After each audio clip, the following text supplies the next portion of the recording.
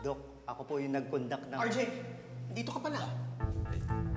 Fidel, kamusta na? Long time no see. Ano, balik ka na ba dito ulit? Hindi, sir. 1 month lang. RJ, si Fidel, ano yan, medtech natin yan dati. Ayan, nag-abroad. Mukhang asenso na. Asenso na eh. Painom ka naman. Pwede kayo mamaya? Oo, sige. Teka, kailangan mo daw akong kausapin? Oo. Excuse mo na, Fidel, Mag-usap lang muna kami ni Ray. Sige. Good to see you, Good to see you. Basta bumalik-balik ka lang dito. Sige. Sayang, Fidel, hindi mo na ikwento kay Doc RJ. Oo nga eh. I'm sure maalala ko ni Doc RJ kapag sinabi ko sa akin siya nagpagawa ng paternity test. Ano sabi mo? Nagpagawa sa iyo ng paternity test si Dr. RJ?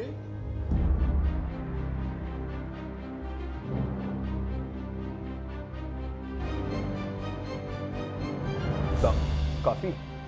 Para magising ka. Here. Salamat. Ano nangyari sa'yo kanina?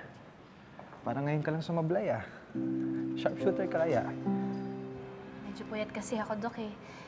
Kasi yung tinulugan ko kagabi, di kasi ako sanay dun sa lugar na yun, kaya di ako nakatulog masyado. Dr. Santos, Dok, hindi ko alam na may reklamo ka pala. Sinisisi mo ba ako?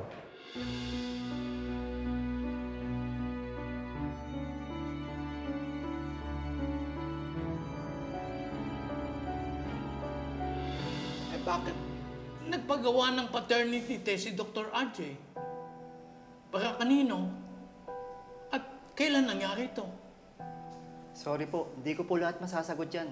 May doctor-patient confidentiality pa rin po, kahit sa lab results. Hindi mo ba ako kilala? Ako ang ama ni Dr. Tanyag, may-ari ng ospital na ito. Sorry po, kahit kayo yung tatay ni Dr. Tanyag, hindi pa rin po ako pwedeng magbigay ng impormasyon sa inyo. Hindi mo ako naintindihan. Nagkasakit si Dr. Tanyag. Malamang nakalimutan na niya tungkol dito sa paternity test. Pero importante sa amin na maalaala niya ito. Pasensya na po talaga, hindi talaga pwede. Naintindihan kita. Ano ang pangalan mo? Fidel po. Fidel Panganiban. Ay, salamat, Fidel. Pasensya ka na sa abala, ha? Sige po, tutuloy na po ako.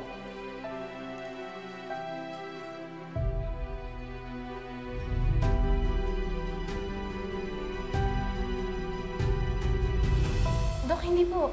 Hindi po ako nagreklamo at hindi ko po kayo sinisisi. Sorry po. Annalyn, pasensya ka na, Hindi ko kasi nasa na pupuntahan ako ng mga kaibigan ko, Hindi ko sila mataboy dahil bigla lang kayo magkita. Hayaan mo, susunod, huwag ko sila pupuntahin sa bahay. Naku, Dok. Huwag naman po ganun. Bahay niyo po yun, kaya kayo po yung may karapatan kung sino po yung i-invite niyo po doon. Wala naman pong problema po sa akin, Sorry po, Dok.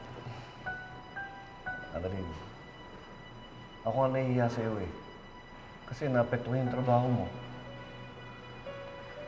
Pero I suggest, kung doon ka muna sa bahay ni Chang, tsaka nanay mo dati, para maayos ko muna yung kwarto mo. Pag okay na, hindi pwede ka nang bumalik. It will only take a couple of days or weeks. Depende sa gagawa sa kwarto mo. At ipaparenovate ko pa yung nasunog para mas komportable ka at para mas makatulog ka na maayos. Sige po, Dok. Sorry po ulit na nasunog ko pa po yung kwarto. Pasensya ka na. Sige. But I have to go. Meron pa akong surgery. Ako din doon. Sige po, Doc. Sige po, Dok. Okay ka lang?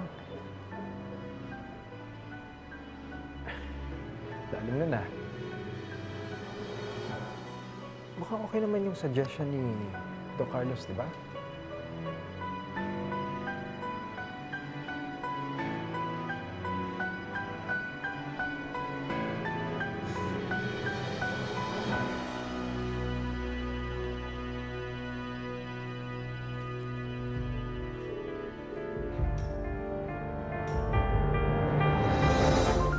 klase na talaga si Fidel, ano?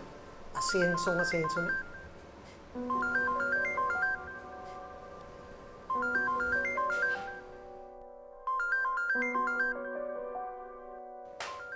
Pare, hindi mo ba sasagutin yung telepono? Kanina pa nagre-ring. Baka importante yan. Si tatay lang yan. O hindi ba dapat mas lalo mong sagutin? Nag-aaway kami. Kesyo, puro katangahan daw ang naging desisyon ko sa buhay. Tsaka ako na siya sagutin, baka magkasigawan pa kami. Baka naman tumatawag para mag-sorry. You don't know my father, Ray. Hindi siya yung tipong tao na mag-sorry kahit na siya pang may kasalanan.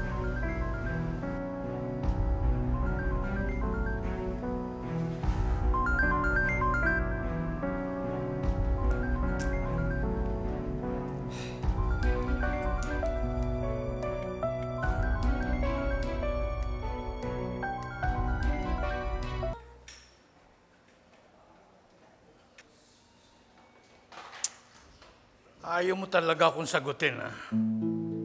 Bahala ka kung tinitikis mo ko. Sir Pepe, gusto niyo po ba punta ako sa Doc RJ? Hindi na.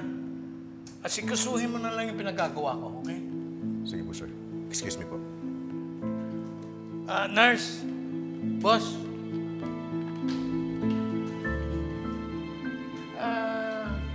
Saan ba ang laboratory dito? Pwede mo ba akong samahan? Ay, sige po sir. Dito po tayo.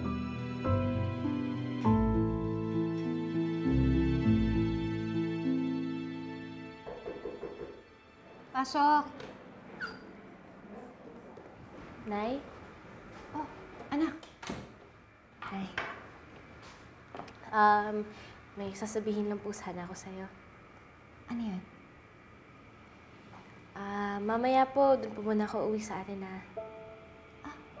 Bakit? May nakalimutan ka ba? Na hindi po sa nagreklamo po ako, pero kailangan ko po kasing makatulog po ng maayos, eh. At saka, mas malapit din po kasi talaga yung bahay po natin dito sa Eastridge kaysa po dun sa bahay ni Doc Carlos. Ay, Tatay Carlos po pala.